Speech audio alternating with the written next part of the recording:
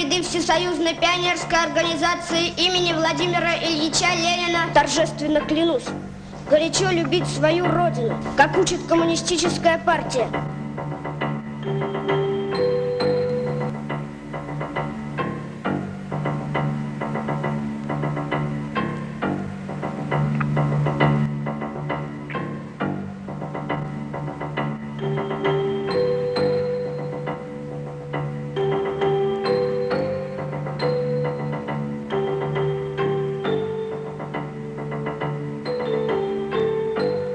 Коммунистическая партия Советского Союза, весь советский народ твердо уверены, что успехи первого 50-летия советского государства, успехи, достигнутые за это время, это пролог к еще более замечательному будущему и нашей страны, и народов других стран. Коммунизм – завтрашний день всего человечества.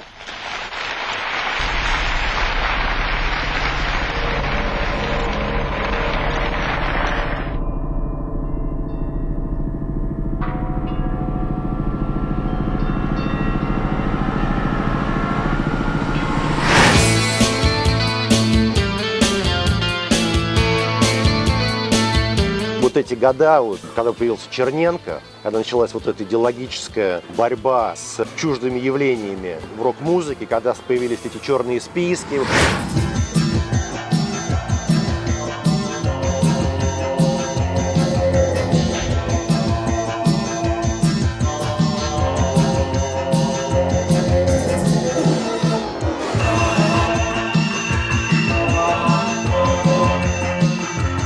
Был такой список нерекомендованных вокально-инструментальных ансамблей. Там был довольно большой перечень. Мы там стояли на первом месте, вот Альянс.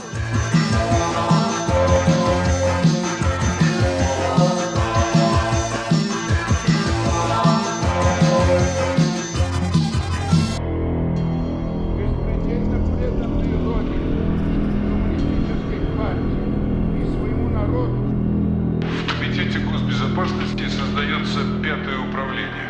Его задача – борьба с инакомыслящими. Мне не нужна информация, я не смотрю кино, я закрываю все двери, я закрываю окно. Мне не нужна информация, просто я умер давно. Мне не нужна информация, просто я умер давно.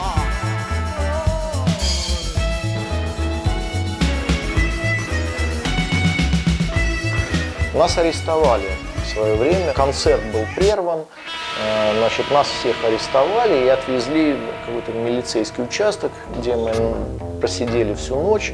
Ну, это был какой-то нелегальный, несанкционированный концерт, это была какая-то акция. Полгода до нашего концерта, значит, арестовали группу «Браво» прямо вот на сцене.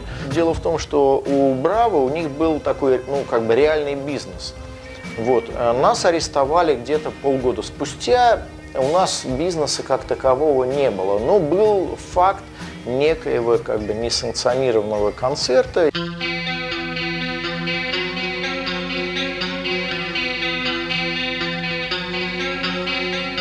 Был комитет по борьбе с молодежным движением. Меня туда однажды забрали. Это была организация при КГБ. Они всех фотографировали, снимали отпечатки пальцев и заносили в такую графу «Ты кто, панк? Или ты хиппи?» Я им сказал: мне нравится новая волна. Новая волна, у нас такого еще нет. Нормально будет новая волна.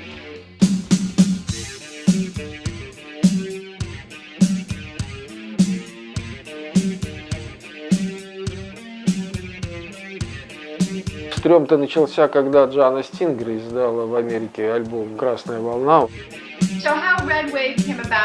«Красная волна» произошла после того, как я встретила группу рокеров. И я была так поражена тем, что в России есть рок-н-ролл, потому что в это время в Америке никто не мог поверить, что в Советском Союзе может быть что-то настолько крутое.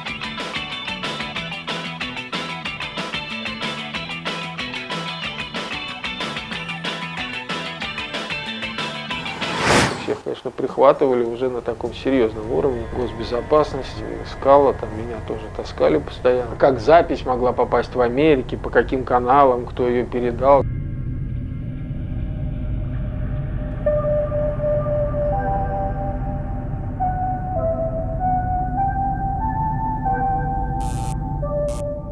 Скорость 38,1 сантиметра в секунду.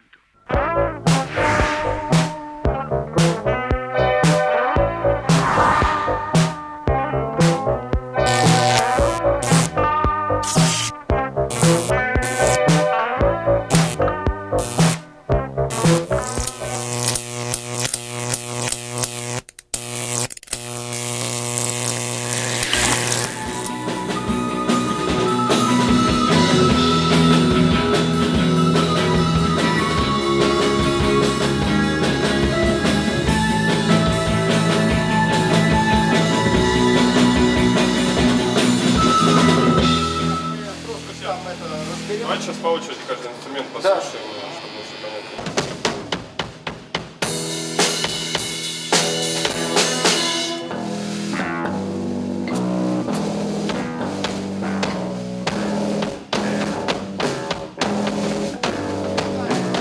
Сначала это был некий стиль музыки, определенный имидж. Да, давай, сейчас голос есть, да? Ага. Там какой-нибудь легкий холл там небольшой.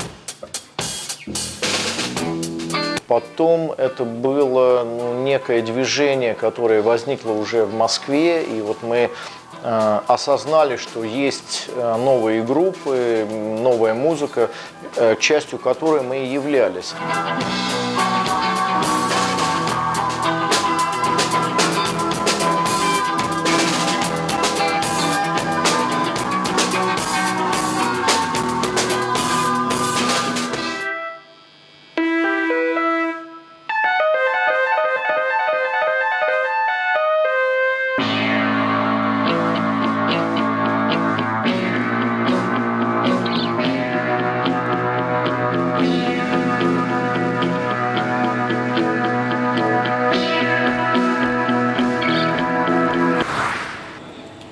Так, давайте проверять. Давай. Значит, пожалуйста, Игорь, бочку покажи мне. Чего, Саша, я готов дальше. Еще надо, да? Сейчас, секундочку.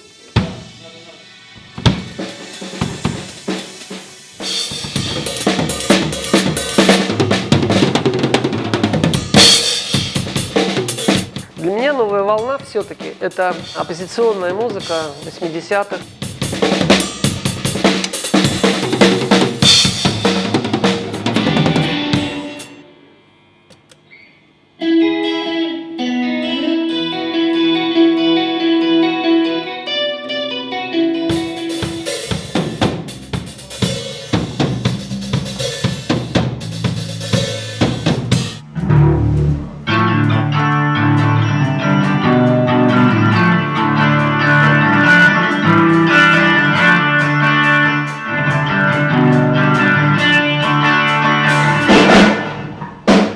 Какая-то новая форма, которая приходит и может заменить тебе традиционное, что ты раньше играл. Это вот новая волна.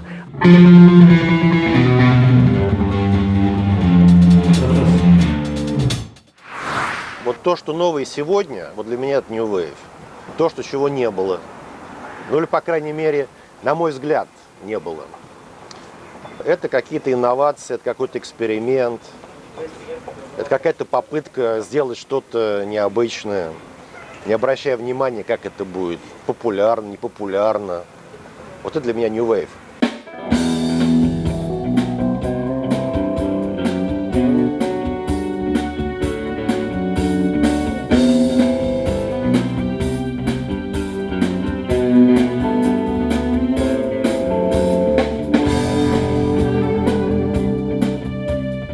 Это, Женя, клавиши мне, пожалуйста, монитор.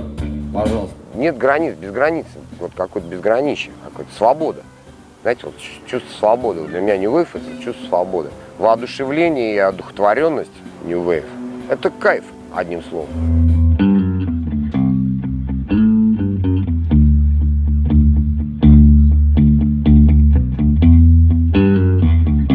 Для меня New Wave — это какой-то образ жизни, образ мысли, уход от каких-то стереотипов, от каких-то закостенелостей, свежие новые проявления в жизни, в быту, в музыке.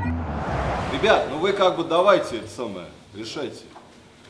Ну вы его отвлекаете, ребят, вы отвлекаете звукача. Ему еще дофига работать.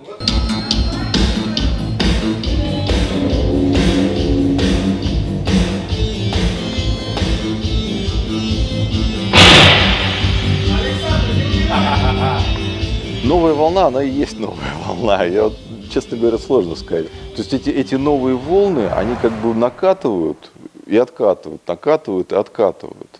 Вот, но просто для меня лично вот словосочетание New Wave — это вот новые романтики английские и все то, что, собственно говоря, меня и подвигло заниматься музыкой в 80-е годы.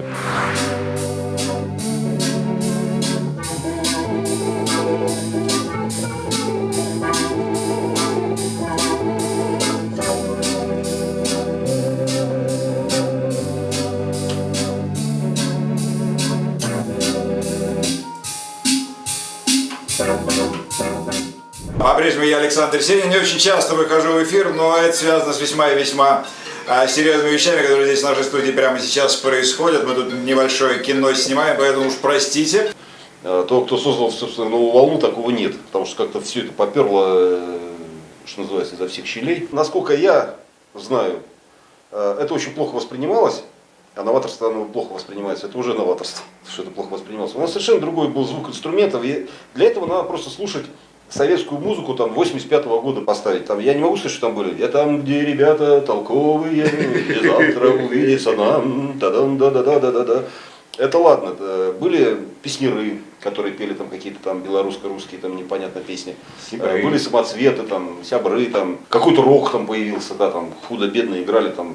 А это просто получилась совершенно новая музыка, которая, ну, никто так не играл, никто так не звучит. Да, зато я помню свой шок от первого альбома группы Дюран Дюран, который так получилось, что один мой приятель, пластиночник, привез буквально через неделю после выхода первый их альбом Planet Earth и все остальное, Girls on Film и бла-бла-бла. И я, значит, держу, я не понимаю, я принес домой эту пластинку, послушал, ой, это что такое? Это как вообще? Это что, эстрада, не эстрада, это что? Потом вдруг я понял на втором прослушивании, что меня прет, причем прет реально, со всеми их дурацкими текстами, со всеми этими позами и прочими волосами и костюмами. Я вдруг вскрылся и думал, вот это да, вот это круто. А поскольку я в то время еще подрабатывал диджеем, ну такой грех, то, разумеется, я начал на все свои сеты, как это нынче принято говорить, да, ее с собой таскать, и играл на бобинах, и как угодно, и везде всячески пропагандировал. Поэтому группа Дюран Дюран должна мне $1 000 000 за то, что, может быть, я был первым человеком, который их играл на дискотеках. И вдруг я понял, что ребят тоже прет, и вот этот момент, когда ты ставишь винил на проигрыватель, и вдруг оттуда что-то такое, пах, я не забуду, да. Новая волна, она как перестройка, да, как песня Цоя «Перемен мы ждем перемен».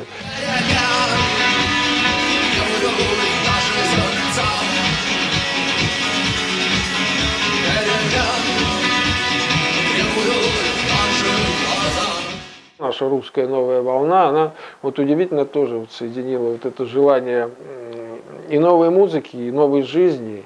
И когда вдруг мы поняли, оттуда к нам с Запада стала приходить какая-то новая информация музыкальная, да, мы вдруг поняли, что это наше, начали это слушать, поняли, что оно нам, в общем-то, близко. Я слушал такой серьезный рок, джаз-рок, фьюжн, арт-рок, симфорок, прог, типа King Crimson, вот тот же Jethro Tull. Но как музыкант я осознал, что я не смогу играть такую музыку, она очень сложная, она требует какой-то подготовки музыкальной, технической. И когда мы услышали про панк и новую волну, вот я понял вдруг, что вот это музыка, которую я могу сам играть лично. Естественно, мы слушали разные группы английские, и тот же Sex Pistols, и Clash. Мне нравилась группа Stranglers, Suicide, группа Ultravox, Human League, Gary Newman. Вот на самом деле мы слушали все подряд. Спал панк-рок вот, конца 70-х, и после панк-рока появился New Wave. В New Wave там тоже можно найти разные направления, там, которые более такой попсовый New Wave. А есть New Wave, какой такой более экспериментальный, более авангардный, вот, типа как группы Stranglers, допустим. Тоже считается, то ли она панк-группа, то ли New Wave группа, то ли она вообще авангардная группа. Или группа Residents, допустим. Это ту музыку, которую я слушал тогда, и то, что мне было интересно, потому что с этим хард-роком было все понятно. Ну, типа, он как завершается. А вот в то время еще было диско, существовало. Ну, такой обычный поп такой, поп-музыка, который меня никак не вдохновляли. Что касается влияния, ну еще в странных играх нам нравилось слушать такие группы, скорее такие странные, там всякие бельгийские группы, французские, типа Honeymoon Killers, такие там. А потом позже уже, конечно, когда до нас дошли вот эти все The Cure, Bauhaus, Sisters of Mercy, New Order, Joy Division, скорее вот Joy Division, пожалуй, это такая по звучанию, по-моему, одна из главных групп. И когда я полностью пересмотрел свою игру на бас-гитаре, вообще просто, после того, как услышал Joy Division. Еще Cocteau Twins была такая неплохая группа. Тоже вот именно из-за гитарных звучаний. Я все время следил, как бы смотрел, какие интересные интервалы берут они, как они отстраивают гитары. Там Echo and the Bunnymen, например, там замечательная гитара. Там Stranglers, кстати, забыл упомянуть. Stranglers очень музыкальная группа. Вот самый первый Einstürzen. Это вот я тогда для себя их открыл примерно в одно и то же время, как Stranglers и Einstürzen. А Einstürzen вообще просто, я сразу думаю, вообще надо выбрасывать гитару и играть только на всяких железяках и прочее. Вот новая волна, настоящая такая. Все это на нас, безусловно, влияло, все это прямо мы слушали. Во-первых, это Kraftwerk. Потому что я еще в детстве, еще в школе, в 1978 году, на Новый год была такая передача в Советском Союзе «Планета встречает Новый год», кажется так. И там был маленький фрагментик по поводу того, как встречает Новый год Германия. Это был музыкальный фрагмент выступления группы Kraftwerk. Вот, они пели песню «We are the Robots». 1978 год. Ну, а потом, естественно, Depeche Mode, новые романтики английские, Езу, Duran Duran, Ultravox, Human League. Blondie, Duran Duran, Police, Clash, Madness, Adam and the Ants, Ultravox тот же. Много было групп. Тогда это целая волна шла. Нам всем нравились разные группы, но в какие-то пересечения были. Нам нравились Joy Division, Japan. Мы хотели быть как они. Но копировать, ну как, люди говорят, что нет, мы не хотели ничего копировать. Конечно, мы хотели копировать, но мы не знали, как они это делают. У них были такие гитары, такие комбики, у нас таких гитар, таких комбиков не было. Как он получает этот звук, мы не знали. Но у нас был такой комбик, такая гитара. На этих инструментах получался такой звук. Значит, это будет наш звук. В свою очередь, те же Joy Division или те же Bauhaus, они использовали инструменты, которые были у них. Они, может быть, хотели скопировать какие-то группы, которые были в Америке, но они не знали, как те это делают. Правильно? И они делали по-своему. Шлюзы открылись. Если ты знал, если ты слышал, как они вот Шпандау в Бали записывают вот здесь, и что здесь делают Duran Duran, и какой ритм-бокс играет Depeche Mode в этой песне, то ты был, конечно, но найти вот это все и сделать хотя бы копию какую-то. Да, я, помню, стесняюсь сказать, что иногда мы копировали, но при этом... Плохо копировали, получалась своя музыка. Иногда копирование дает гораздо больше эффект, нежели... Не, ну мы в тупую как раз не копировали, и если что-то получалось очень похоже, мы старались от этого уйти. Но все эти вопросы вот, меня постоянно мучают. Кто-нибудь где-нибудь в сети вдруг спросит, а вот это, откуда это вы взяли? Да черт его. А это правда вот Duran Duran? Да нет, это не Duran Duran, ребята. Это совсем не Duran Duran. Мыслей нет о том, что был там какой-то Duran Duran. Я могу сказать группу, вот, где вот этот кусочек есть, но я вам не скажу.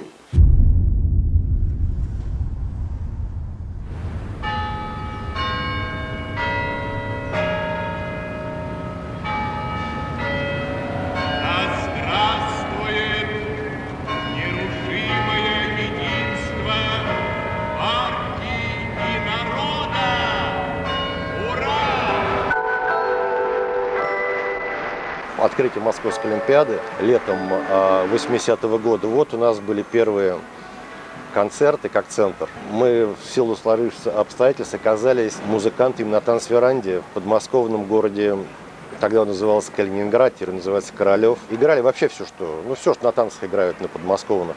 И в том числе мы там уже пробовали играть какие-то мои первые композиции. В 81-м у нас стабилизировался состав, на постоянной основе у нас появился барабанщик и гитарист. И стали мы уже репетировать только вот эти песни собственного сочинения и играли концерты.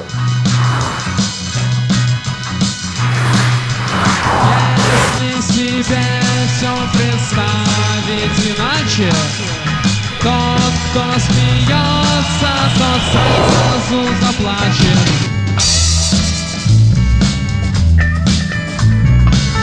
Центр на московском сленге той поры, конца 70-х годов, значило что-то очень хорошее. У меня там центровые ботинки там, или там центровой диск какой-то я нашел. То есть это на сленге значило что-то очень-очень хорошее. У New Wave групп был довольно-таки такой стиль, как группы выглядели. Короткие стрижки, черно-белые костюмы. Вот, и это как мы одевались. Ну и все это говорю про подпольную музыку тех лет. Что там были группы такие, как хиппи. Они выглядели как хиппи, там в клешах, джинсах, с какими-то цветочками, с бусами, длинные волосы. А центр появился вот среди всего этого. Таких строгих черных костюмах, в белых рубашках, короткие стрижки. Нам 20 лет было. И стиль у нас был такой, не попсовый, такой довольно-таки злой довольно-таки. Так, мы играли агрессивно. Вот музыка довольно такая, у нас забойная была музыка. Как, по крайней мере, на концертах так забойно все звучало. То есть, по сути, это был рок. Но вот немножко уже как бы такой новый. И когда народ стал потом вспоминать, что вот они до нас никого не помнят, то есть до центра, вот у которых был и стиль, и музыка, репертуар, и концерты, которые не замыкались там, например, квартирника какого, да, мы выступали там в домах культуры, в клубах, там все это было подпольно, но это были концерты публичные. Люди приходили там, ну, как концерт все это происходило. На дальней станции сойду. Право покоя, и хорошо с былым наедине бродить в полях ничем не беспокоя. Я помню все, а ты забудь. Я помню все, а ты забудь. Песни советских композиторов, все это уже просто закоснело, и уже мы чувствовали, что все это отмирает уже, как уже неживая, как сказать, материя, что ли. И вот она скоро, сама отпадет, как бы все это распадется и задует новые ветры. Мы это чувствовали своей музыкой, способствовали этому.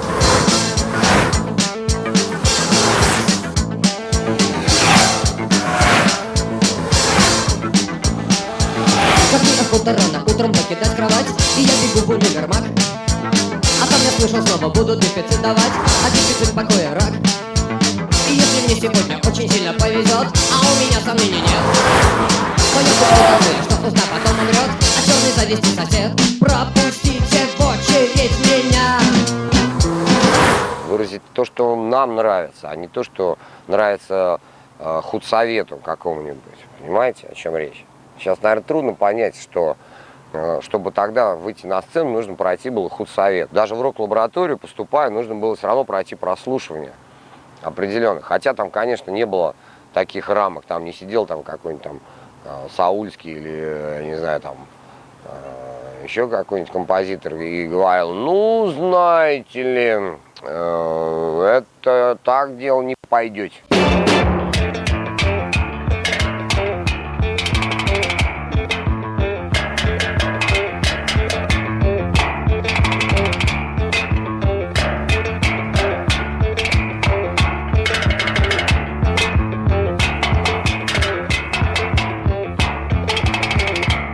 Тогда в Советском Союзе не могло появиться рок-клуба от того, что собрались музыканты и сказали, что мы хотим рок-клуб. Тогда страна была под жестким идеологическим контролем, и если это сделали, значит, это было чуть ли не на самом высоком уровне. Госбезопасность занималась всей культурой, это тоже факт известный. включая там не только там рок-музыку, там литературу, там живопись, кино, все это контролировалось очень жестко. А если посмотреть, проанализировать ситуацию, то нетрудно догадаться, что перед началом, как появился рок-клуб, вообще сначала в Питере, потом в Москве, там у нас было действительно такое, как говорить, помешательство на рок-музыке. То есть все играли, как вот сказал Троицкий, что если ты в то время был парень без гитары, это был просто чмо, с тобой там ни одна девчонка знакомиться не будет. Потому что первый вопрос был, как тебя зовут, а второй, на гитаре играешь там, ну а если не играешь, то ну что тогда, пристал-то. Ну вот, то есть групп было везде, в подворотнях, играли дома, втыкали прямо в магнитофоны гитары. Вот. И понятно, что устраивались постоянно концерты.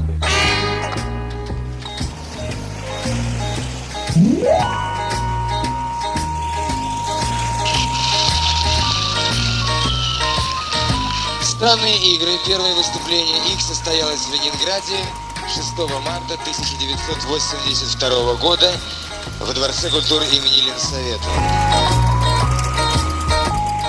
Самые первые странные игры это то, что, собственно, ты накопил за вот это до 20 лет, когда ты там все копишь, потом начинаешь играть, и вот это все большое у тебя в первый альбом обычно и выходит.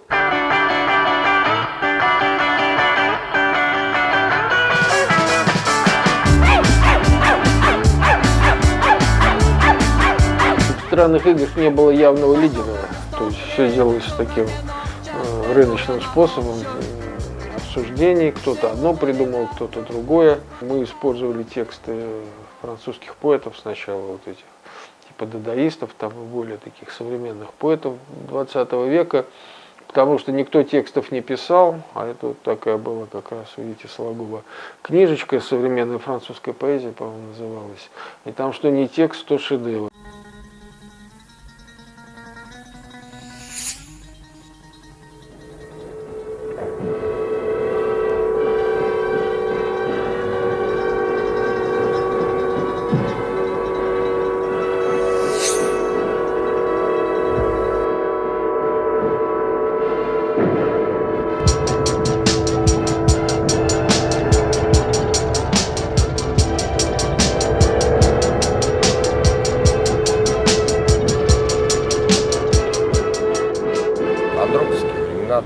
Нас пригласили в Костромскую филармонию поработать профессионально. Во время этих гастролей нас сняли с маршрута за безидейность программы. Такая была формулировка. Потому что мы гнали по Костромской области, по маленьким городишкам, пропагандировали новую волну. И, конечно, это имело шокирующее действие на публику. Потому что приходили бабушки с внучатами там на первом сиденье, помнишь? Хотя вот. Они-то и без интереса. Ну да. Ну, даже дело не в этом, а просто вот комиссия очень долго, во-первых, не могла принять программу, потом с грехом пополам приняли программу. Вот. Но все же сняли нас с маршрутом. Вот, за безидейность. Нас это повергло в некоторую как бы депрессию, что ли. Вот. И мы, в общем, на этой почве как бы разошлись. Первое гонение это была наша поездка в Москву. Там просто повязали концерт. Но нам повезло, мы тогда были коротко стриженные. Основная масса вот этих посетителей, тогда это сейшн называлось, подпольных сейшн были волосатые. Они вязали всех волосатиков, и мы так тайно скрылись, только Сашу Давыдов, потому что он пошел права качать с книжкой, библиотекой вот всемирной литературы, когда что вы там нелегально, вы неофициально, а он там пошел к какому-то начальнику с этой книжкой, у нас все тексты, вот они изданы в СССР, все, ну, говорят, в СССР, ну, собирайтесь, пошли, там, вот сидел в Кутузке, вот, ну, день он там просидел, потом его отпустили. Мы были в такой организации «Псевдоамерика». Это выглядишь как американец и подходишь к американским туристам и предлагаешь им обмен. Красный флаг продавался в канцтоварах за 3 рубля, на него можно было выменять 2 пары джинсов. Так к нам вся музыка приходила, приходили кассеты с современными группами, полиция, Talking Heads. Мы были продвинутыми парнями, но нас забрали, арестовали за внешний вид, потому что мы носили серьги, у нас были прически странные, футболки. Безопасность в течение 2 дней. Представь на минуту, что ты ошибаешься, ведь ты считаешь это правильным. Но если ты скажешь это, тебе никто не поверит. Объяснительная ярость может погубить все послезавтра. Тебе лучше уехать отсюда. Я почувствую лишь отвращение. все в растяжке какие-то, мир тут, май, там, белым по красному везде.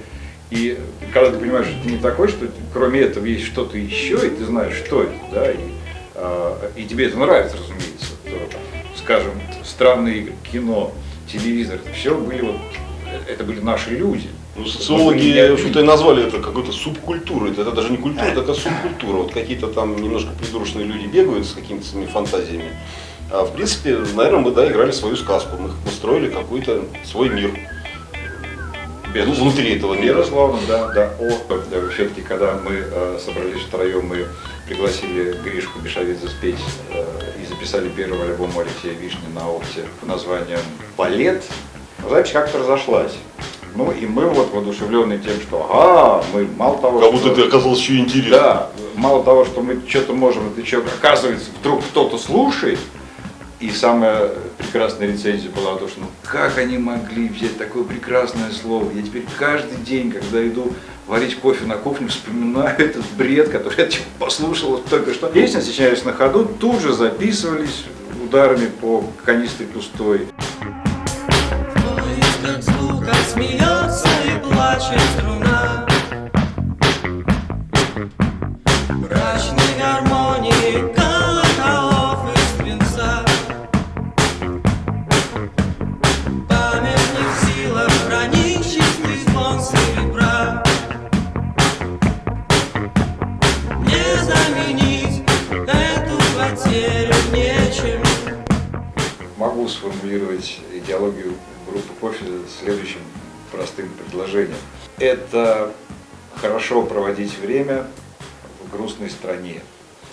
То есть как-то вот сам факт того, что люди как-то действительно весело и интересно проводят время в Советском Союзе, он как-то подвергался какой-то обструкции, что ли, потому что принято было что? Комсомол, весна, Ленин. Ленин, партия комсомол. Ленин, партия комсомол, да. И если уж ты веселишься с лопатой, значит, на строительстве какой-нибудь Байкало-Амурской магистрали. А мы вроде как и лопаты могли держать в руках, однако веселились как-то по-другому, да, для себя, да. И, разумеется, это вызывало какой-то такой напряг вокруг, потому что, ну что это за...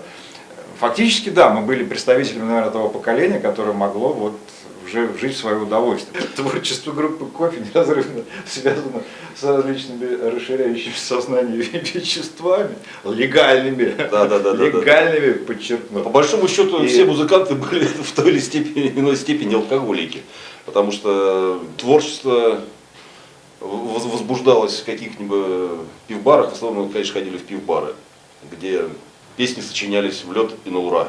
В пивбаре к нам присоединилась часть группы «Телевизор». Это случилось, если я правильно помню, в пивбаре «Жигули». Мы шли от Невского, они шли к Невскому, мы встретились около пивбара «Жигули» и сказали: а пойдем выпьем пивка.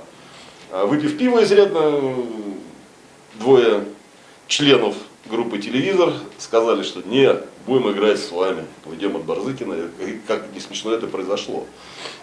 Под пиво. Не знаю, как они что там разбирались с Барзыкиным. Так получилось, что как меня пригласили работать в рок-клуб, ну как работать, да, то есть это свободное от работы время называется. Ну, меня как такого человека-меломана, да, достаточно таким большим опытом, познаниями, сразу, конечно, привлекли к тому, чтобы отслушать молодые группы. И самое первое прослушивание, на которое я поехал, это было где-то в начале ноября 1984 года. Это была как раз группа «Кофе». «Кофе» тоже была интересная тем группа, что там все писали песни. И поначалу там тоже не было такого очевидного лидера, хотя это, может быть, сейчас как бы кажется странным, потому что ну, сейчас как-то воспринимается как группа Эдика Нестеренко, но на самом-то деле это было не так. Нестеренко как-то он выделился вот в петле Нестерова, там он, безусловно, уже был таким единоличным лидером. А «Кофе» там, собственно говоря, там и Саша Сенин, там и Гришка Бешовидзе, Стас Тишаков, да, там все участвовали так или иначе, вот. И, конечно, тоже там из этой группы много чего как бы там вышло такого, что еще, может быть, нам только предстоит, так сказать, осознать и оценить.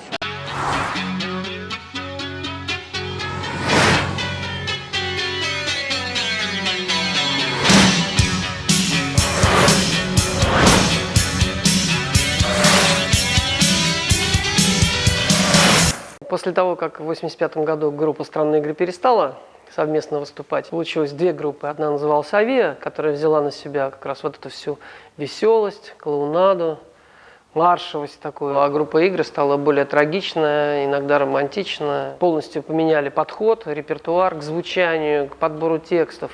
И вот, собственно, и получилось все это. Хотелось обойти вот эту вот тему протеста, да, чтобы, если может быть социальный какой-то текст, чтобы он не был такой напрямую уже, да, совсем, как у нас так всегда было, там, такой типа бунтарский рок, да, ленинградский рок-клуб. А мы старались как бы все немножечко так вот издалека. Потому что тексты у нас действительно очень такие были душещипательные, немножко даже, сказал, депрессивные. Большая часть текстов написана специально для нашей группы поэтом Андреем Соловьевым. Вот «Освобождение» — это просто вообще мощнейший текст, это Соловьевский. Даже сейчас, сейчас вместо моего брата поет мой сын, и я прям стою и прям слезы еле сдерживаю. Знать не желаю завтра, видеть устал сегодня. Не надоело время, старая грязная сводня.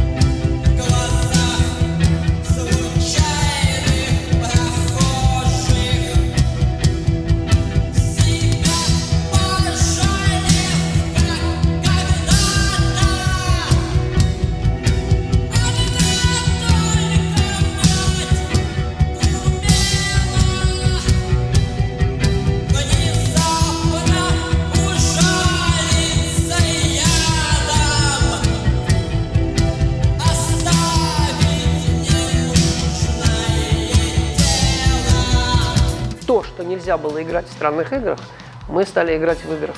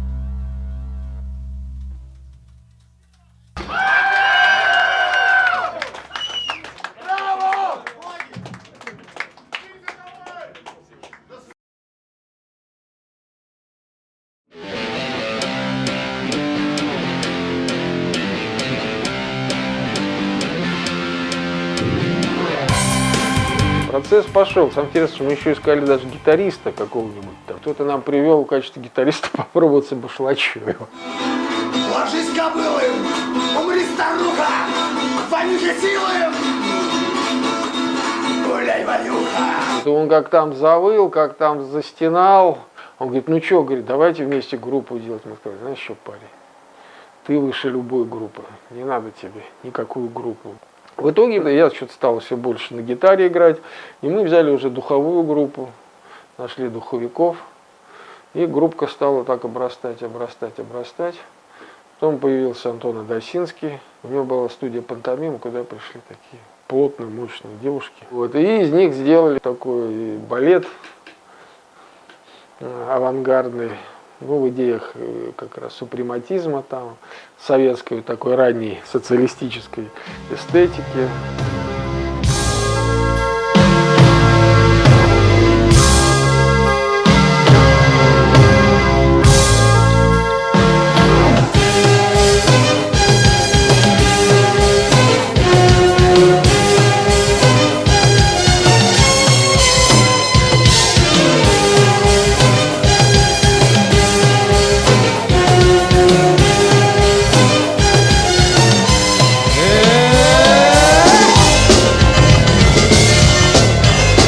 Надо сказать, что очень удачно попали, потому что у нас как-то вообще нас к своему всему относятся спокойно.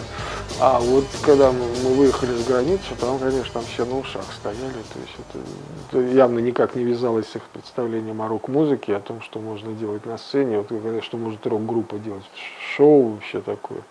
То есть, в общем, тогда мы попали в точку.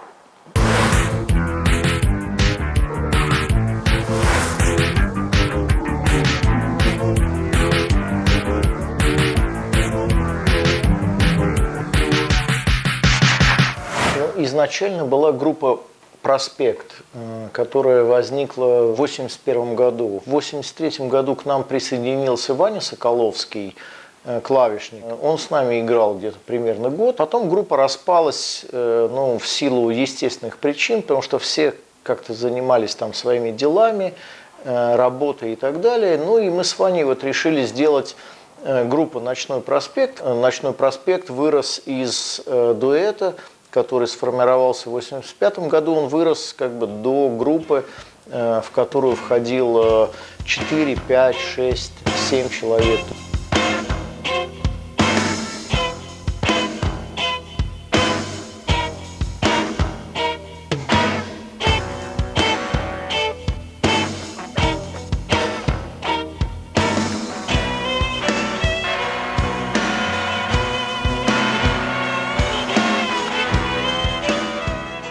Дело в том, что действительно мы на самом деле представляем, ну, как мне кажется, некий наш русский авангард, который, может быть, начался с футуризма, дадаизма, наш абсурдизм, Хармс, Веденский, вот эти люди оказали, ну, по крайней мере, на мое творчество достаточно серьезное влияние, плюс французский сюрреализм, конструктивизм, индустриализм, то есть все вот эти вот как бы направления в области искусства, творчества, они так или иначе находят отражение в нашей музыке. Новые ветры, новые встречи, новые песни наполняют дом, и все кругом. Уже центр шел лет 5, уже у нас было энное количество магнитофонных альбомов.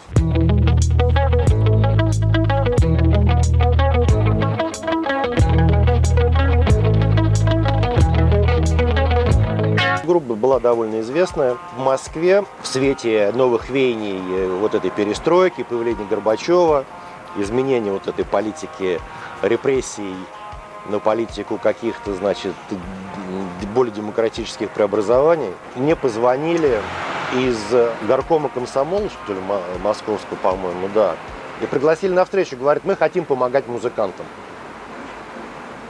Типа вас, вашего, типа вот вы подпольные музыканты, мы хотим вам помогать. То есть вы можете выступать на концертах не как раньше, совершенно подпольно и нелегально, ну, по советским понятиям. А то, что у вас будет там какая-то официальная бумага, что вы ездите на гастроли, что вы представляете вот московскую там рок-лабораторию, что у вас все официально, что вы там никакие там не антисоветчики, ну как это в то время было. И после этого прошло где-то там несколько месяцев, Была сформирована эта рок-лаборатория, было такой типа, как у них контора в Старопанском переулке, это прямо рядом с Красной площадью в Москве. Вот и стали проходить мероприятия всякие, там какие-то фестивали, концерты. Вот выдали нам какие-то бумаги. Стала такая как бы советская организация с молодежным таким рок-уклоном. Все группы московские, весь московский андерграунд так или иначе попал в московскую рок-лабораторию. И там на самом деле были группы все те же самые, с которыми мы были знакомы еще и до московской рок-лаборатории. Это опять же тот же Альянс, Центр, Звуки Му, Николай Коперник. Конечно, группа «Ответный чай», которая трансформировалась потом в группу «Биоконструктор».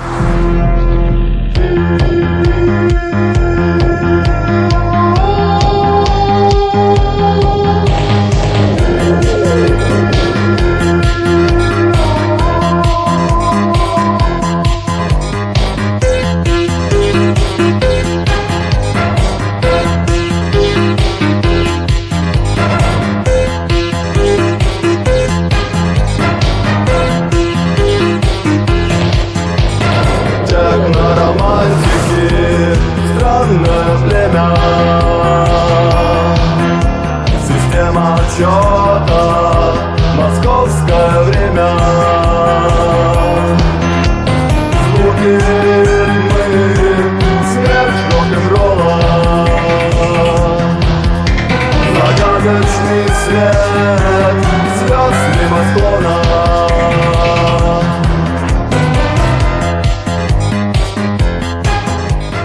В советские времена, вот 80-е годы, это было удивительное время. Сегодня любят говорить о том, что это был какие-то застой, страшное КГБ. А у меня воспоминания такие, что это такой один большой день непослушания. Как будто родители ушли и оставили детей в квартире, наполненной всякой всячиной. И дети стали делать, что захотели.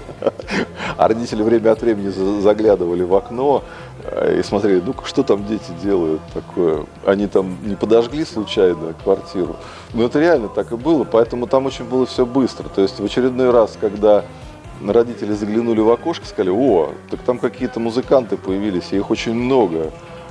А давайте сделаем так, чтобы они не подожгли эту квартиру. И они сделали рок-лабораторию. Они ее очень быстро стали делать. Это же все было под патронажем КГБ.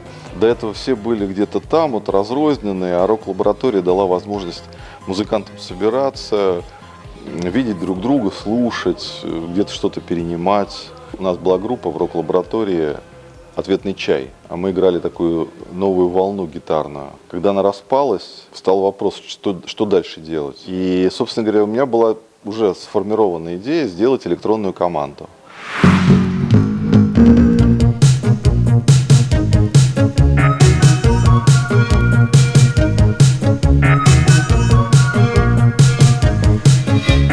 Урбанистический пейзаж. Человек попадает в такие вот в новые условия, да, там пользуется компьютером, пользуется телефонным ответчиком. Это как бы некое предощущение того, что сейчас нас окружает. Мне хотелось передать некие свои мироощущения. Вот я инженер, я ездил на полигоны, там военную технику, я ее видел, я ее делал своими руками, но при этом я был по натуре своей романтик. Я там пел песни, я там испытывал некие какие-то эмоции, совершенно не связанные с этой техникой. И вот где-то на этом стыке для меня вот это и есть новая волна. То есть мне не хотелось там как бы говорить, что вы плохие, а я хороший. Да. Мне просто хотелось рассказать о том, что я чувствую. Потому что когда мы видим то, что там по телевизору, по радио нет того, что мы слышим где-то, да, там, вот, тут и рождается новая волна. Биоконструктор, сейчас бы я на них обратил внимание, но тогда я был увлечен вот этой своей депрессухой. Вот, такая гитарной. И мало, кстати, вот надо было тогда внимание уделить. Они использовали же секвенсоры, у них все синтезаторы, то, чем я занимаюсь сейчас как раз. То есть они опередили тогда меня, а я вот подотстал с этими своими The Cure. Вот, надо было тогда на них внимание обращать. Но я не знаю, как в рок-лаборатории, но наш вот Ленинградский рок-клуб, все эти субботние собрания, да, это было специально для того, чтобы мы могли что-то друг другу рассказать, кто что нашел, кто что услышал. Сейчас, к сожалению, такого нет. Сейчас все группы встречаются только на фестивале, там чокнутся и все, и разойдутся. Да? А тогда мы реально вот были, прям дружили, группами перезванивались. Помню, что я к Юрию Каспаряну ездил, там, Георгий ездил ко мне, там, Гурьянов Георгий тоже ездил ко мне, я ездил в Купчино, там, за 3-9 земель, там, знаешь, там, гитару какую-то свинтить, поставить новый звукосниматель, там, послушать. Сейчас все не так.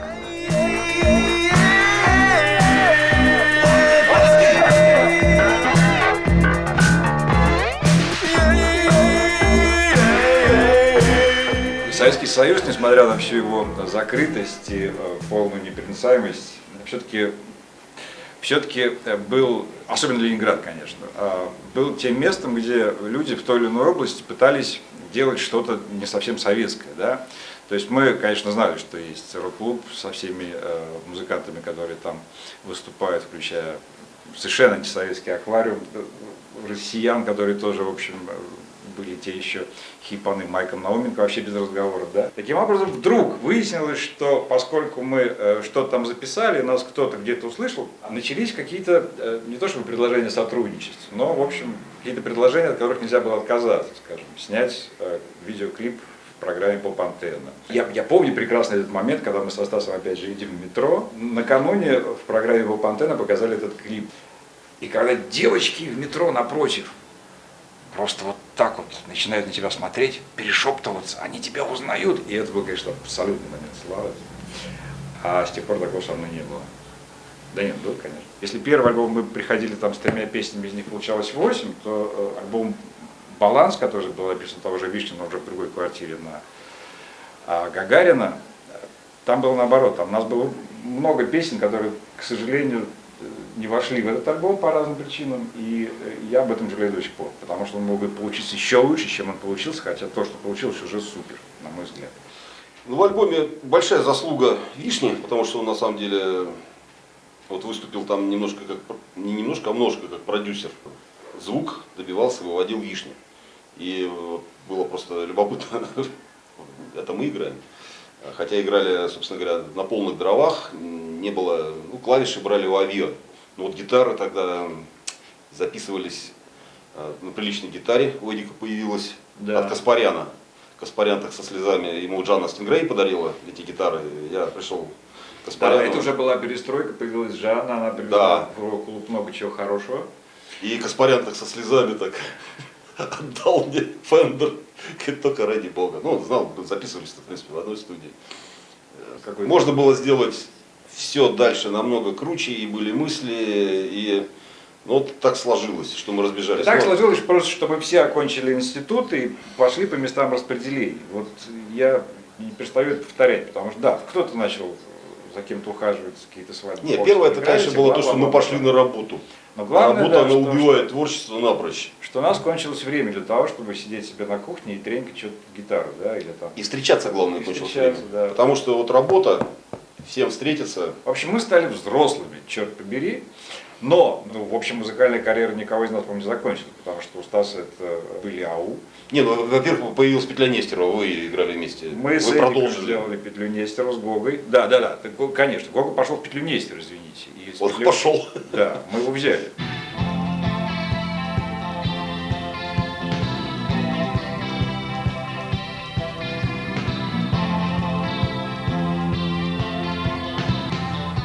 Любовь встречает любимых, жертвы о мире взывают, Мессии приход ожидая.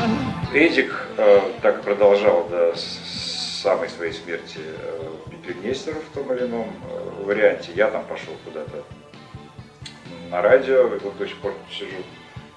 Ну и в общем как-то, да, мы стали взрослыми, стали заниматься какими-то другими вещами. Но, конечно, время это приятно вспомнить, потому что такого кайфа, я думаю, была совершенно другая атмосфера, никакой меркантильности. Если платили деньги за музыку, это было. Я получаю удовольствие, мне еще за него платят деньги. Вот здорово там. Кофе пела гениальную песню «Мне заменить эту потерю нечем», которая, в общем, никуда не звала, ни к чему не призывала, не спровергала никаких там идолов. Там, да. не заменить эту потерю нечем. Это просто красивая песня. А в тот момент как раз вот это было молодежью не востребовано. Группа «Кофе» — это все-таки середина 80-х годов. То есть тогда нужен был протест. Все ощущали того, что все вокруг прогнило, да, что надо что-то менять в стране. Каким образом, не очень понятно. И музыканты, в общем, они выражали просто общее какое-то мироощущение. Как сейчас выражает общее мироощущение такого пофигизма тотального песня там Сережи Шнурова «Пить и репить», там, например. Там, да? То есть это вот да, пить и репить. А тогда надо было выйти из-под контроля. Добрых снов выйти из-под контроля, выйти и петь о том, что видишь, а не то, что позволят. Мы имеем право на стон.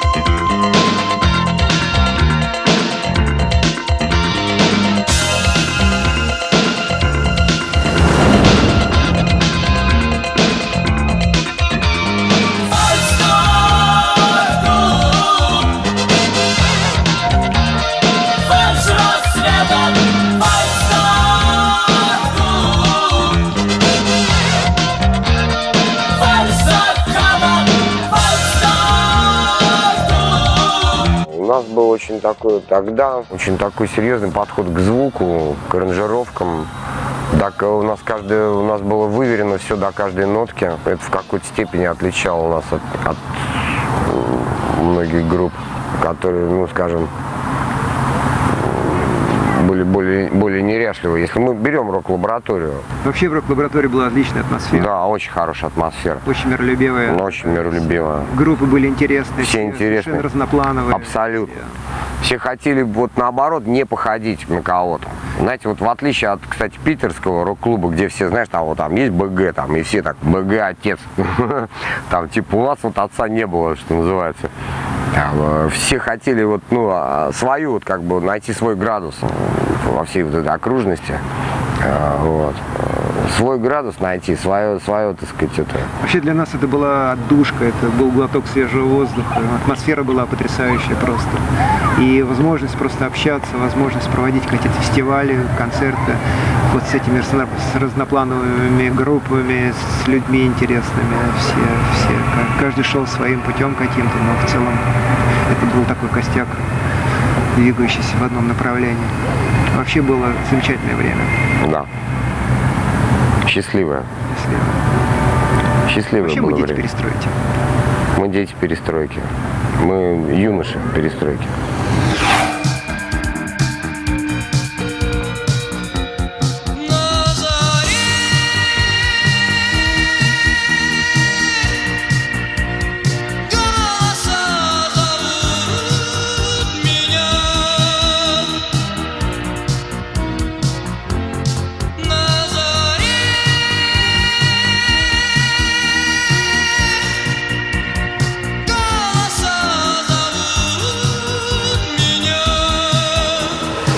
Ну, я фанат группы «Альянс».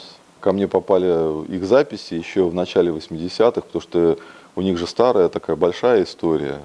Вот, у них там много было записано. Мне всегда нравилось, в какой степени, может быть, даже и меня и вдохновляла вот их такая романтическая направленность. Но я их никогда не воспринимал как рок-группу, кстати, никогда. Мне они казались всегда такими романтиками. Ну, для меня, конечно, «На заре» вот эта песня, я считаю, что одна из таких мощнейших, сильных песен. Готов ее слушать всегда. С московскими группами мы в основном встречались на каких-то фестивалях, больших таких. Либо вот уже просто будучи в гостях там с какими-то концертами в Москве, мы просто пересекались. И я вообще не знаю, как там. Я, по-моему, был на одном из концертов рок-лаборатории, то ли в Горбушке, где-то, в общем. И там такое количество групп вылезло, там, я думаю, ничего себе, у них оказывается все то же самое, что и в рок-клубе. На мой взгляд, в Ленинградском рок-клубе была какая-то такая сплоченность среди групп. Наверное, просто Ленинградский рок-клуб был сформирован именно в нужное время, что группы, которые туда, значит, пришли, у них уже была своя какая-то субкультура, вот питерская. В московской рок-лаборатории такого не было. Во-первых, сама Москва совершенно иной город, чем Питер. В Москве можно жить и не знать, кто у тебя живет в соседнем доме вообще. Вот как я говорю, туда стали появляться какие-то рок-группы. Я даже удивлялся, что это московские рок-группы. Я их никогда не слышал, ничего не знаю. И с тех пор я помню какие-то названия, вот просто, что были такие группы в рок-лаборатории. Я не знаю, что с ними стало, сколько они просуществовали. Я не знаю ни одной их песни. Да? Это уже как бы такая московская специфика. И из-за того, что Ленинградский рок-клуб лет на 5 раньше, чем московская рок-лаборатория, и вот он просуществовал еще в таком жестком СССР, вот это время, когда все это дело сплотилось. Рок-клуб забронзовел, он успел забронзоветь, да, потому что он просуществовал вот в этом реальном СССР, когда началась вот эта идеологическая борьба с чуждыми явлениями в рок-музыке, когда появились эти черные списки, вот это все. А рок-лаборатория появилась после этого. Поэтому такой уже как бы сплоченности и не было. Когда рок-клуб уже вошел уже, так сказать, уже в статус такой как бы уже культовой организации, действительно уже там влиятельной даже на уровне города, а рок-лаборатория только появилась там, да, и, конечно, уже она немножко в другое время развивалась, это уже была другая эпоха. В 1986 году уже начались легальные концерты групп, то есть уже без всяких там особых там разрешений, там, да, и, в общем-то, вот эта эпоха андеграунда такого тотального, она уже к тому времени закончилась. В рок-лаборатории сразу было все поставлено, я помню, что там все было сразу поставлено на коммерческие рельсы, то есть гастроли стоят столько-то, там фотографии столько-то, там записи столько, то есть все было, может быть, поэтому там и не было такой романтики. Насчет коммерции вообще я бы не употреблял этот термин, потому что ни о какой коммерции речи не шло вообще. Никто там не трудоустроен не был, там не было никаких зарплат, там не было никаких гонораров. Все, что проводила рок-лаборатория, это было сугубо на уровне самодеятельности. То есть музыканты не получали никаких денег ни за какие фестивали через рок-лабораторию.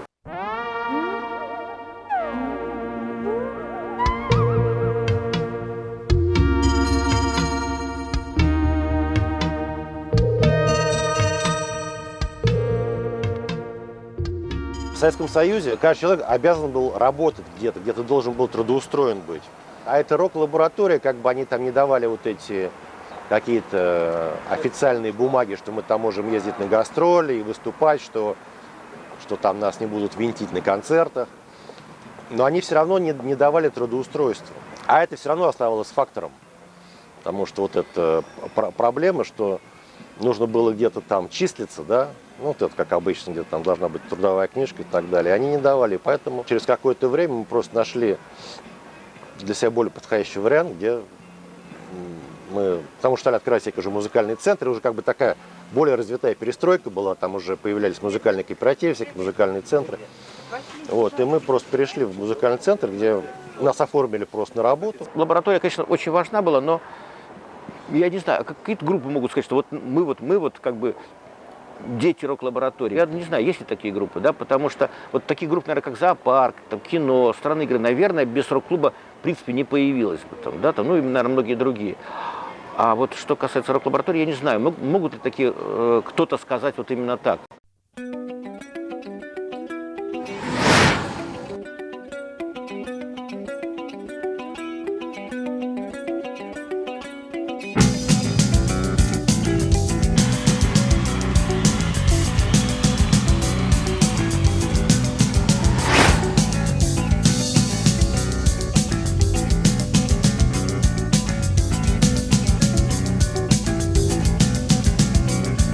Когда мы нарепали на концертную программу на одно отделение, мы вступили в Ленинградский рок-клуб, потому что все вступали. Бригадный подряд вступил, народное ополчение вступило, АУ уже были там. Не говорят, что я красив! То есть как все знакомые панк-рокеры.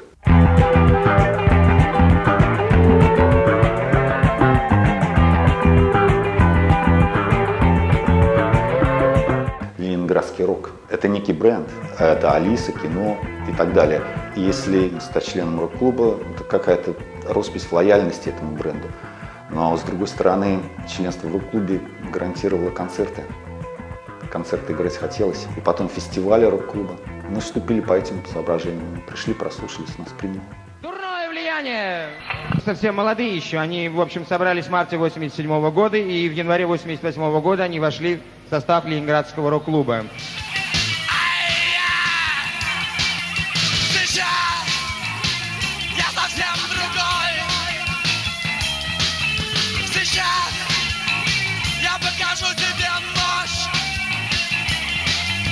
Сейчас все спят, и никто не сможет сказать мне стой.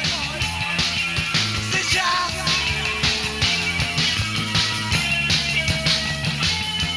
В группе «Дурное влияние» мы не были друзьями, но нас объединяло одно. Мы не знали, чего мы хотим, но мы знали точно, чего мы не хотим. Мы не хотели быть русским роком.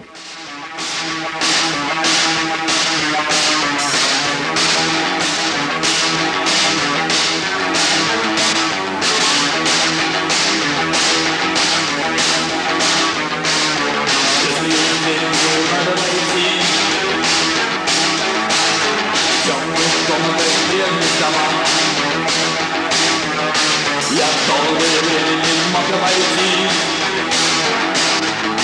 кошмарные сны чудовищный страх.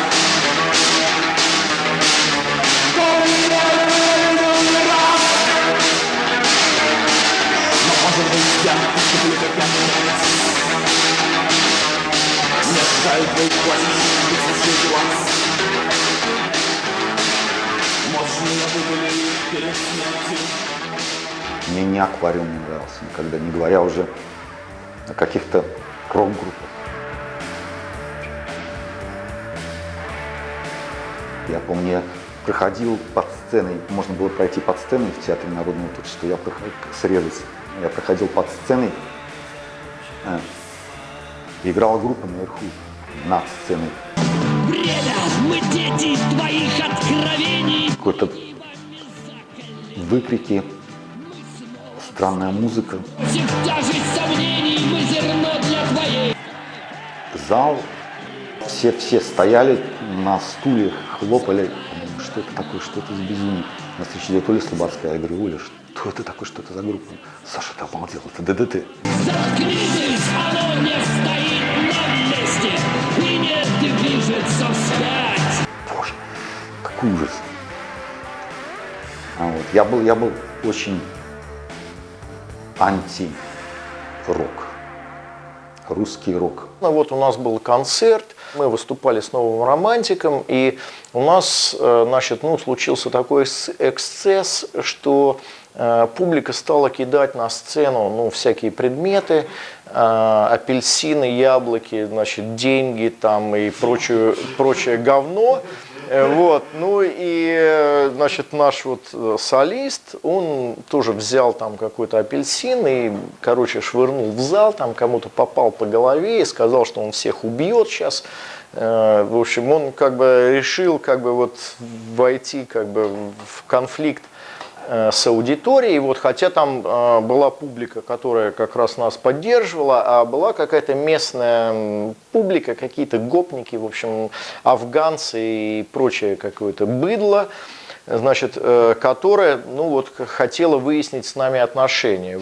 Но потом, значит, в этом институте появился стенд, значит, на котором были вывешены фотографии с нашего концерта, где было написано, что была проведена идеологическая диверсия, значит, выступали фашисты, «Новая романтика» и «Ночной проспект», и особенно значит, не косметики, потому что они выглядели очень тогда радикально по тем временам. Мефодий, солист косметики, его даже вызывали куда-то в органы, в КГБ там, и в общем, а у нас мы были членами рок-лаборатории, у нас было все залитовано, то есть мы ничего не исполняли противозаконного. Песня под названием «Кислота». Это такой гимн апокалипсиса. И, в общем, сами сейчас все поймете.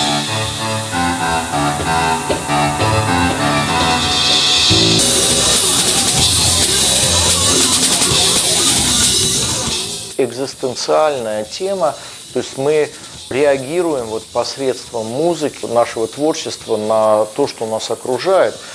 При том, что мы группа не социальная, то есть мы не протестуем, мы ни за что не агитируем, то есть мы как бы фиксируем реальность, которая вокруг нас. Это вот как бы является частью нашей творческой концепции, но дело в том, что вот до сих пор мы пытаемся понять, кто мы и что мы есть.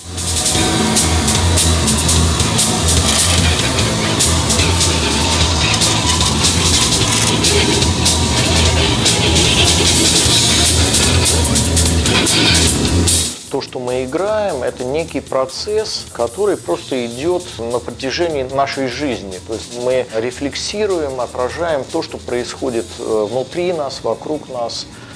Пытаемся найти путь в неизвестность, в какой-то астрал.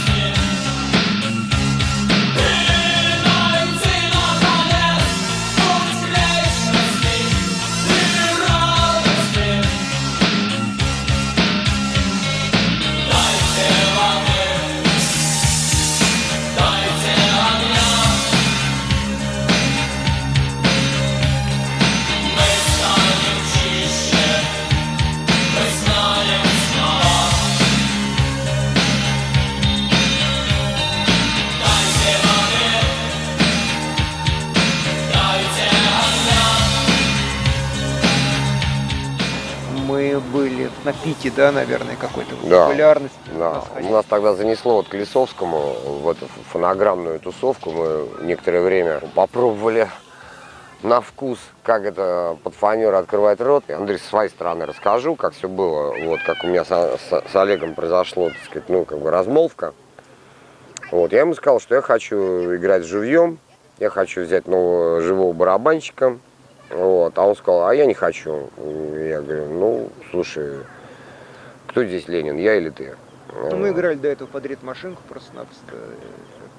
концертах. Да, под драм-машину, но что-то уже как-то вот под драм-машину уже не хотелось. Уже вот мне хотелось уже к живью, как вот к лайфу ближе, потому что когда я сравнивал вот электронные совсем группы с живыми, и мне всегда казалось, блин, как же все-таки вот классно, когда сзади сидит барабанщик. Когда он, понимаешь, вот он качает, понимаете, вот у него он может тише сыграть, он каждый концерт сыграть немножко по-разному и так далее. То есть жизнь есть жизнь. Вот. А здесь все выверено, как бы. Вот эта стерильность, она, конечно, если не сказать стерилизация, она меня, конечно, замучила. Вот. Я ему сказал, что вот хочу барабанщика взять. Вот. Собственно говоря, мы это обсудили. Помнишь, Андрей, мы это с тобой, Хэнд, собственно говоря, мы же с тобой нашли тогда вот. Олег воспротивился и сказал, что в таком случае он уходит и будет создавать свою группу. Вот. И он ушел, создал свою группу НРГ, которая как бы продолжила как бы путь Альянса, как бы. Я имею в виду там по звуку, по звучанию. Как-то вот так. Даже у нас был винил, вышел с одной стороны НРГ, с другой Альянс. Потому что такой винил выходил, там Олег химичил. Ну, подумали, НРГ. Русская группа. Не знаю. Ну, давайте. Ну ладно, заводи.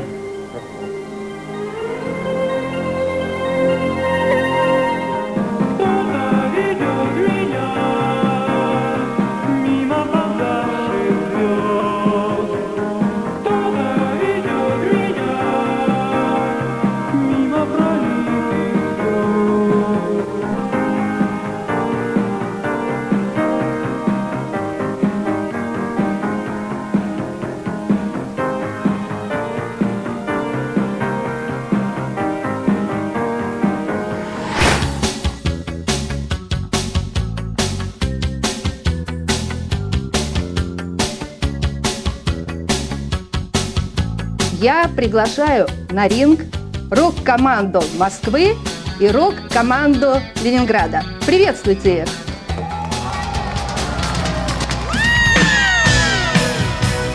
Мы проведем с вами 3 раунда. И та команда, которая выиграет 2 раунда из 3, будет считаться победителем музыкального ринга. Центр против игр. И кто начнет 2-й раунд, решил бенгальский огонь. Я вижу, ленинградцы начинают 2-й раунд. Группа «Игры». Мы себя спрашиваем, куда идем, среди наведенных скрытых камер, бросающих нас информативные бомбы.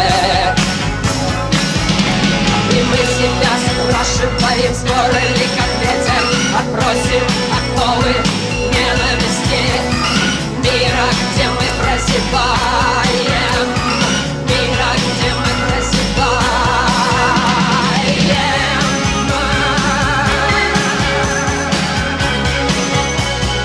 Это не, все равно это был не баттл. Это скорее было вот такое, знаете, это было как будто баттл, но это все мы все были вместе против, грубо говоря, вот этой попсовой культуры, которая вокруг нас существовала. Бесконечных вот этих вот танцевальных групп, там, дискотека 80-х. Мы были скорее вот в оппозиции к ним. Если не ошибаюсь, в тот момент появилась группа «Ласковый май». И я понял, что вот эти люди, у них все сказано. Белые розы, белые розы, белые розы, да-да-да-да. Все. Мне вот на самом деле после этого очень перехотелось слушать музыку. То есть можно сказать, что группа «Ласковый май» убила во мне все. Когда я увидел эти стадионы, которые собираются, я так смотрел на это все. Это время Кашпировского, это время Чумака, это время вот такое, вот, какое-то безумие такого. Я смотрел на это все и сказал себе, не, все, я больше не хочу это все видеть. Я перестал слушать музыку, на самом деле. Сам что-то играл, но это вот, к сожалению, вот как-то будет не смешно. Вот то, что делали вот эти музыканты, это было интересно для других музыкантов. И они интересовались, как-то обменивались. Это был достаточно узкий круг.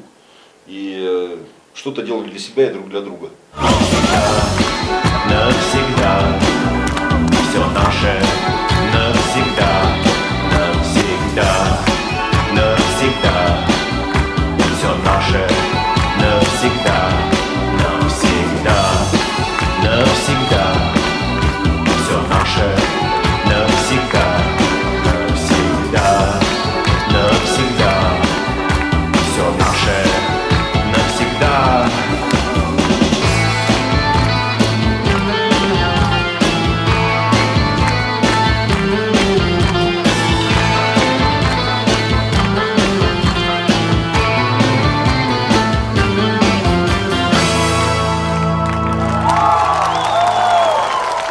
Очень своеобразная группа. Мне очень нравится. Я горжусь вот такой группой, что вот у нас есть такая группа в Москве, как группа «Центр». А у Василия есть то, что мне вот всегда не хватало. У него очень легко песня рождается вот так вот, раз, и все, легко. И у него нет проблем с содержанием песен. У нас всегда была проблема с текстами, с содержанием, о чем петь. А у него этого нет. У него он увидел там что-то, о, можно об этом спеть. И фигак, у него песня готова. Вот. При этом при всем он ее еще так оформляет интересно.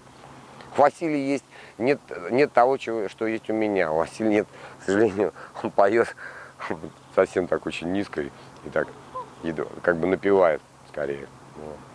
Он не поет.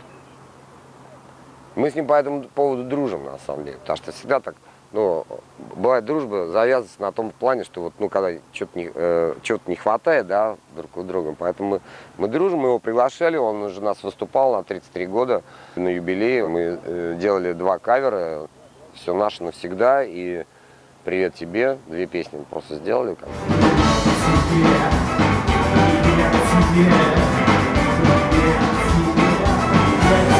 Ленинградская группа «Авиа».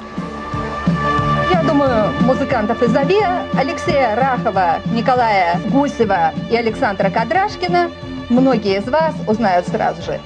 Их видеоклип «Я не люблю тебя» в прошлом году побил все рекорды в телевизионных программах Москвы и Ленинграда. Так что у вас была возможность убедиться, что для «Авиа» рок-концерт в первую очередь это представление. Представление, в котором они стремятся к единству музыки, текста и сценического действия. Музыкальный ринг тогда было уникальное явление. Стоило выступить на музыкальном ринге, твоя жизнь менялась.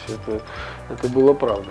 Потому что «Авиа» после этого уехала на год вообще по всей стране чесать. Даже столько было концертов, что уже был явно перебор. Можно было приехать в один город и сидеть там неделю, каждый день давать концерты, и были полные залы. Рекорд «Авиа» дали, как я сейчас помню, в городе Тамбове.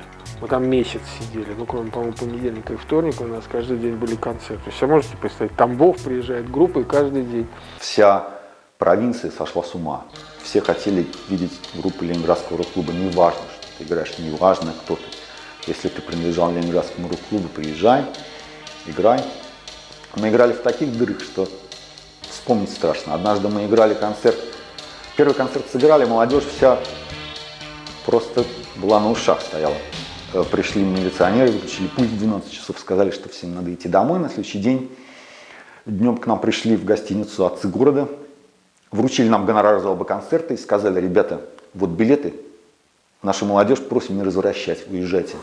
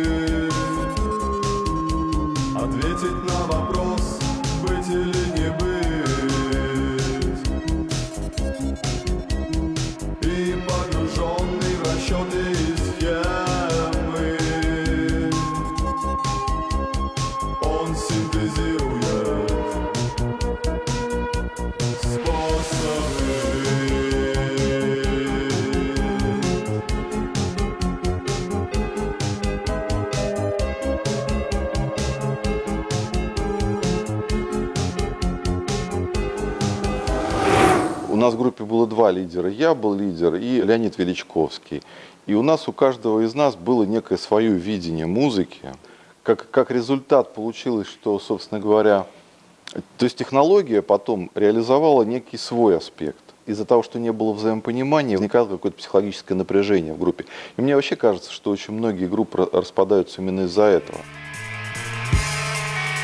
Мы перестали вообще взаимодействовать как-то, у нас ничего перестали получаться песни, перестал получаться материал.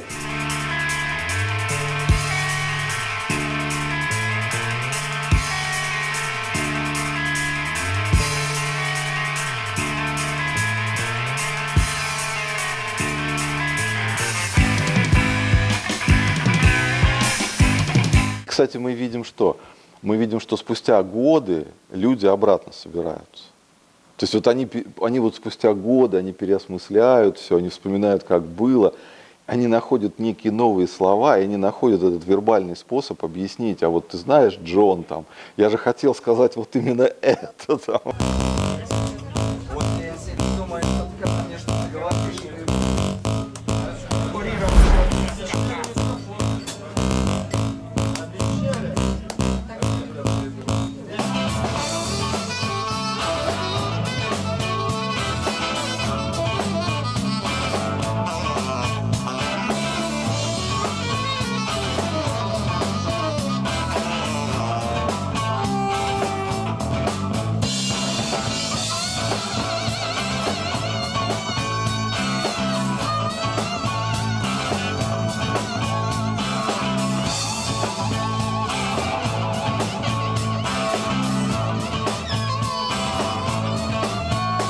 Все-таки какая-то магия существовала между нами. Потому что когда мы заново стали играть, я на сцене понял, что вот эти парни, я их люблю, я их знаю, я их чувствую.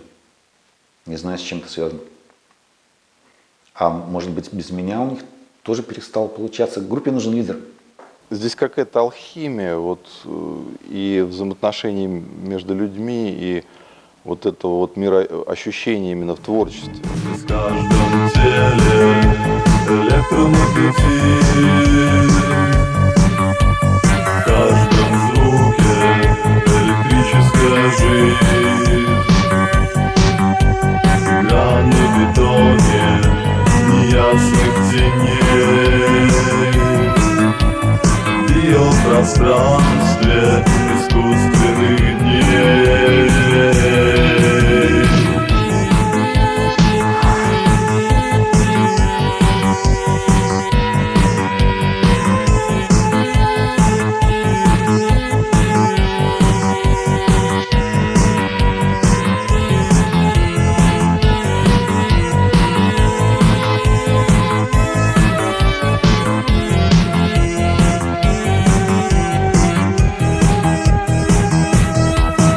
Наше выступление сегодня посвящается событиям августа 1991 года. И фестиваль наш называется «Остров 1991». Помню, идем мы со студии звукозаписи «Мелодия» с моим крестным, с Володей Щукиным из группы «Последний шанс». На улице танки стоят, на дулах висят дети, играются, люки открыты, сидит танкист такой скучающий, не знает, что делать. Вот такие вот воспоминания у меня в этих днях. Во всяком случае, то, что вот я вот видел сам воочию. Мне показалось очень странным и комичным этот путч, на самом деле. Мне думается, что это был такой очень хороший, серьезный розыгрыш в театре, в Летическом театре мировых держав. Не знаю, кто проиграл, кто выиграл. Говорят, что мы выиграли, говорят, что Россия выиграла. Так что сегодняшний день посвящается тем, что мы победили путч, так называемый. Так что я вас поздравляю с тем, что мы победили путч в 1991 году, в августе. То есть сколько, 25 лет назад. Поздравляю вас с этим. Я считаю, что 90-е годы – это времена разводов. Это сплошной развод. Разводились все. И все друг друга разводили и сами разводились. Понимаете, это вот просто, вот знаете, вот были вместе и развелись. Я помню, я не общался ни с какими своими ни одноклассниками, вообще ни с кем, ни с тобой, кстати, Андрей, мы в 90-е годы практически не сталкивались. Это просто тотальный развод. Это Кидалово, это Обувалово, это Убивалово, так сказать, это там самоубийство. Посмотрите, сколько поумирало в 90-х годах народу. Просто скосила козьба такая, шла просто козьба. Какая музыка, какое к ядрене матери музыка вообще. Я музыкой занимался, но дома. У меня был этот инсоник дома, и я там что-то ваял там, как-то так. Но вот группу собрать было вообще, по-моему, нереально. Вот мне лично. Потому что я не понял, как, чего, с кем, куда, что.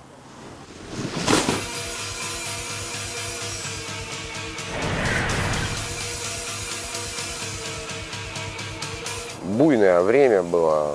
Оно, с одной стороны, и яркое, с другой стороны, убийственное и страшное. Все-таки основная масса была у нас в стране достаточно необразованная. И так вот на этих каких-то низменных страстях, в общем-то, популисты тогда и выезжали. Там и коммунисты, и Жириновщина вся эта самая, Лимоновщина. Потому что люди думать не очень любят, к сожалению. Особенно, когда еще тебе тяжело, то можно, конечно, понять, что, а как ты хочешь? Вот бах, сегодня социализм, завтра капитализм, но так же не бывает. Конечно, бывают трудные времена. И опять же, самим работать, самим что-то делать. Потому что, у меня же там вся карьера музыкальная там рухнула по большому счету. Однако ничего. Я не считаю, что в этом виноват там Ельцин или там Гайдар. Я сейчас, да, потому что мы жили в другой стране, сейчас стала страна. Другое дело, что потом ничто не стало меняться вот туда, на что мы рассчитывали. Вот это, конечно, мы такое поколение разочарованных в этом отношении. Во всяком случае, я себя причисляю к этому, что я ожидал другого.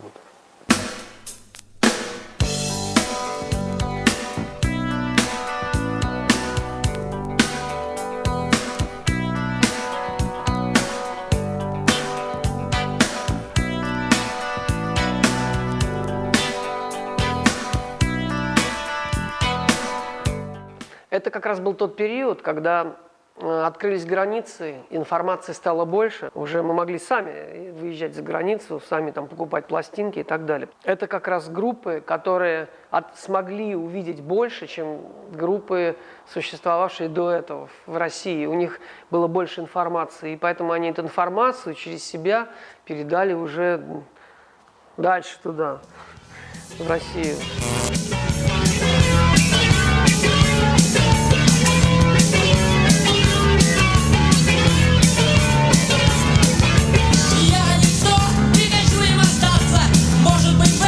Это уже было это уже все было после того, как столичные группы все это открыли здесь. Вот. Такая некая просветительская была какая-то функция. Хотя, я думаю, тогда все просто тоже искали и увидели, что есть другие какие-то методы, и стали их использовать. Вот и все. Не знаю, как какое-то культурное значение. Все равно все есть как некое развитие, да? Все равно что-то идет вперед, какой-то прогресс. Что ты сделал там для тех поколений? Это только могут они сами сказать, те, кто шел за тобой, правильно? Сейчас это, наверное, уже такой исторический феномен. То есть можно сказать, что мы представители New Wave, новой волны, но это все-таки уже часть истории. Вот. То есть мы уже мы уже пост New Wave, и мы уже интерпретируем этот New Wave уже с позиции сегодняшнего дня. На самом деле Россия это страна, где эту музыку слушают 5% всего населения, потому что тут совершенно другая культура. Разумеется. И в чем проблема, Ничего что с этим не поделаешь. Не поделаешь, просто другая культура. Вот у людей совершенно другое звучание в голове. Просто есть люди, одни воспринимают музыку с определенной ритмикой, с определенными ходами, с определенными переходами. Если, я серьезно говорю, это пускай это будет не обидно, но людям нравится ритмика бум-шкряп, бум-шкряп, бум-шкряп, бум-шкряп. Если от этого отходишь, бум-шкряп-шкряп, бум-бам, бум-шкряп-шкряп, уже это сложно воспринимается, и люди спрашивают, зачем и вы это... чашка кофе на столе, а рюмка водки. А зачем это вы делаете? Это как... Когда ты делаешь так, у меня душа скрипача поднимается, когда так опускается, когда ты делаешь вот так... Одно можно сказать совершенно точно, что в то время, когда мальчики из, наверное, сейчас хороших, приличных семей получают образование, начинают строить свои карьеры в возрасте 18-20 лет, мы вместо этого песни писали, пытались их записывать и всячески весело проводили время. Вот и вся идеология. А карьера, конечно, ну какая карьера? Каждый раз я стараюсь делать что-то новое, по крайней мере, на своем уровне того, что раньше я не делал. Допустим, вот у меня вчера был творческий вечер. Как часть творческого вечера я представлял новый альбом, который называется «Мой район через 30 лет». Я не знаю в истории музыки, чтобы кто-то сделал альбом, а потом сделал вторую серию через 30 лет. Трудно сказать, что это, какое это культурное значение имеет. Это потом уже историки, бурлаки, они все напишут уже, все переделают, все не так, как на самом деле. Тогда же это будет иметь какое-то значение. Надеюсь, он не обидится на меня. Кстати, единственный человек, кто про нас нормально пишет всегда, и писал, и пишет вообще просто про игры, про странные игры, вот такой вот. Он человек, который, вот, как сказать, библиограф, да, всего рок-клуба. Это при том, что он ничего за это не имеет. У него все на энтузиазме. Все на энтузиазме. Это так надо любить вообще все это. Появляются группы, они делают что-то новое. Но для того, чтобы эту музыку довести до достаточно большого количества слушателей, чтобы это дало возможность музыкантам уже и жить ну, получать какие-то средства, да, нужно эти ступеньки преодолеть. И их бывает нужно преодолеть не постепенно, ступеньку, а нужно именно прыгнуть сразу. Как у нас, вы мне задали вопрос, как мы быстро попали в рок-лабораторию, да? Возможностей было много, а музыкантов было мало. Вот. И поэтому все намного быстрее все происходило. А сейчас, получается, и музыки очень много. Сложнее проскочить эти этапы. И в результате человек пишет один альбом, второй альбом, а отдачи он не чувствует. И он говорит, а зачем я это буду делать? Мне же нужно как бы зарабатывать на жизнь. И поэтому волна раз, и волна схлынула опять. Появляется новая волна. И кто-то остается. Вот остаются-то единицы. Начинают эту волну, может быть, десятки, а остаются единицы. Да не, ну хороша ложка к обеду, и время было хорошее, Да. и как-то вот люди были интересные. Да. Нам просто повезло. Да.